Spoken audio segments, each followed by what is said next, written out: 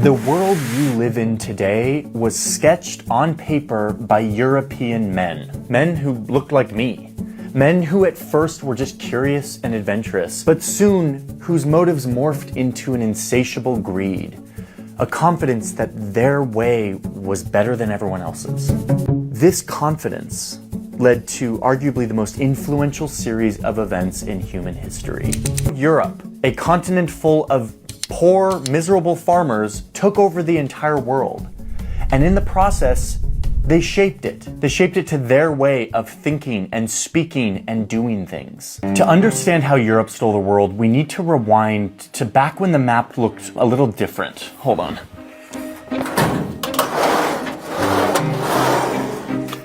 Back in like 1450, the world map looked like this. I mean, Europe was just a bunch of smaller kingdoms. The borders looked so different than they do today. They were all pretty small potatoes. Well, actually, there actually were no potatoes. Those wouldn't arrive to Europe for another 50 years. But the fact is, there wasn't an abundance of anything in Europe.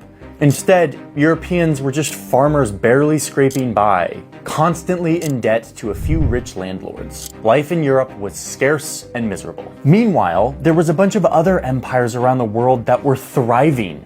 There was this big empire over in the Middle East. They had silk, and then over here in India, you had a big empire with spices and luxurious cotton fabrics. Then, of course, there was the big dynasty in China that had by this time already invented gunpowder, porcelain, and really sophisticated ships that they could use to sail around the world. Oh, and all of these empires were trading with one another, making all of them even richer. They all had better everything than Europe did, and miserable Europeans eventually wanted in on all the trade. So that's kind of the context here that sets the stage for Europe taking over the world. The first two countries that wanted in on all this trade and set out to explore were the countries that today we know as Spain and Portugal. So they start looking for a land route to get them east. They start moving east and nope. Oh look, it's the Ottoman Empire, a very powerful Middle Eastern empire that's run by Muslims. Meanwhile, Spain and Portugal are hella Catholic, and they're not being super nice to Muslims or Jews, so the Ottomans are like, no, we're not gonna let you pass through our land to get in on the trade in the East. Oh, and by the way, you can't even afford our taxes. You're miserable Europeans without a lot of money, so go away. They're gonna need another way to go east. Portugal's workaround was literally to go around the continent of Africa, stopping along the coast to trade with the wealthy African empires along the way. This is a huge moment because it actually worked. It's near the end of the 1400s, and the Portuguese are now going nuts. They're sending ships around this route that they figured out, trading with the East. And suddenly the Portuguese are dressing in luxurious fabrics. They're using cloves and cinnamon and black pepper to make their food actually taste good. Wait a minute, you're telling me they didn't have black pepper before this? Jeez, miserable indeed. You must have some papers. So the age of exploration has begun. Miserable Europe is doing something about their situation, going out to get in on the thriving trade in the East. But remember, this isn't about conquering land, it's about trading. For now. Okay, so now Spain sees Portugal hitting the jackpot and they're kind of jelly. They want in on this too. They need to establish their own trade route to Asia, but they wanted to do things a little bit differently. Instead of following Portugal's lead and going around Africa, they listened to a pitch from this Italian sailor. And this sailor wants them to fund his new startup called What If We Sailed West to Get to Asia Instead of East? Super promising name. Now remember, at this point, people in Europe thought that the world looked like this. The logic was like, oh, we can just hop over to Asia by going this other way. So Spain was like, yes, great idea, high risk, high return, do it, Columbus. Well, it turns out the world does not look like this. And instead, over here, there are a couple of massive continents that Columbus ran into. But like many of us confident white dudes, Columbus was like, yeah, I know exactly where I am. We're like in the Indies right now. Like over those guys over there, those are Indians. Yep, I can feel it. But instead, he was like in Cuba. But despite the mansplaining, Columbus kind of found exactly what he was looking for and more.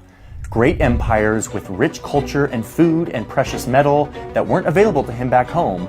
He was right on target. So he's like, all right, guys, let's trade. But then he's like, wait a minute. These people don't have armies or navies protecting their stuff. So this must be kind of a different place, different land with different rules. And this is where the biggest light bulb moment of the century goes off in this guy's head. Change of plans, boys, says Columbus. We're going to claim this land. And everyone was like, wait, what? You heard me. We are claiming this land. And the boys are like, wait, weren't we here to like trade with great empires? Portugal's been doing this for like all these years and getting rich. And he's like, no, they don't have armies. They're just letting us show up and like be here without a fight. So obviously that means they don't mind if we just like claim the land. I mean, I'm taking some creative liberty here on like explaining what Columbus was thinking, but like, look at the letter that he wrote. Here's the letter that Columbus wrote back to the king and queen, reporting on what he saw. He writes back saying that he discovered many islands inhabited by numerous peoples, and then I took possession of them for our most fortunate king, making public proclamation and unfurling his standard, his flag, with no one making any resistance. No one making any resistance.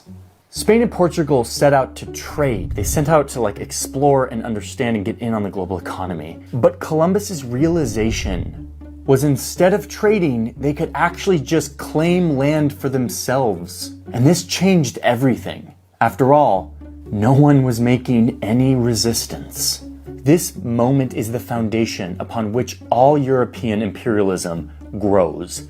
I'll show you. Spain and Portugal didn't want to fight with each other over all this land, this conquest that they were about to undertake. So they got together and they drew some lines. No, literally, they just drew two straight lines. We have Africa, we have Europe, and then we have this line. Everything left of this line is Spain's. Everything to the right is Portugal. This is literally one of the original maps where they actually drew these straight lines and divided the world into two. But let's look at this on a nicer looking map, please. There we go. Now we can see very clearly. Oh look, now we understand why they speak Portuguese in Brazil. So Spain and Portugal now have their spheres of the world that they can go conquer. They didn't ask anyone, they didn't negotiate with the locals, they just drew these straight lines. The Pope actually helped them broker the deal. Classic. But again, this is a huge thing that I want to explain in this series, that these were not just lines. They weren't just like lines on paper. They were actually a shift in the paradigm, a new way of thinking about the world. No one making any resistance. It was a story that Europeans could now tell themselves. Old world versus new world. Claimed versus unclaimed. A new way of thinking. Here's the title page. You can see that at the center is the sphere that was given to Portuguese. Brazil, Africa, what is now the East Indies. And here on every corner, you see these angels that are blowing wind into the sails of the Portuguese who are out on their land grab mission. So this is just the title page. The subsequent pages of this atlas are close-ups on different regions. This is the Caribbean over here, look. This will become Cuba, this will become Haiti, Dominican Republic, North America, South America, all of this unclaimed, up for grabs. Here, our story depicts all these flags. Some of them are Spanish flags on the islands on their side of the line, but then you have Portuguese flags on the Portuguese side of the line. The status of this land, according to the fantasy of the Portuguese, changing from unclaimed to claimed by men on ships with Christian crosses on their sails, showing up and planting flags. This was like playing a board game to them. Here's another page. This one's a close-up on Brazil. And look, we've got people over here. We've got dark-skinned, naked people with primitive tools and no homes. It looks like down here in Brazil, they spend their days chopping wood naked and dancing, all while being gazed upon by fantastical birds and dragons? This was an official naval atlas drafted for the king, and if its message wasn't clear enough on how these people should be depicted, the atlas has a little info box up here, where they say that the Brazilians are, quote, savage and very brutal. This is one of the first atlases ever made, and it wasn't really a navigation tool. It was much more a declaration of a new way of seeing the world. Unclaimed territory, subhuman people, all of it up for grabs by Christian boats. So yeah, this is how it all started. Under this new paradigm, both empires expanded very quickly, forcing the Spanish and Portuguese languages across the ocean, mining vast quantities of silver, creating plantations for tobacco and sugar, and in the process massacring the people who were living in this new world, both with their weapons but also with their European city germs that the people being conquered didn't have immunity to. I mean, this whole thing started with curiosity, with a thirst to get in on the trade in Asia. But soon, as this fantasy of unclaimed land came into the picture, the goal shifted, the project pivoted, and soon Europe was telling themselves a new story, that they, enlightened Christians, were entitled to claim it. And while this story starts with Spain and Portugal, soon it spread. Other European countries poked their head up from their farm work and said, hey, we're white Christians also. We know how to sail. We want in on this story of unclaimed land.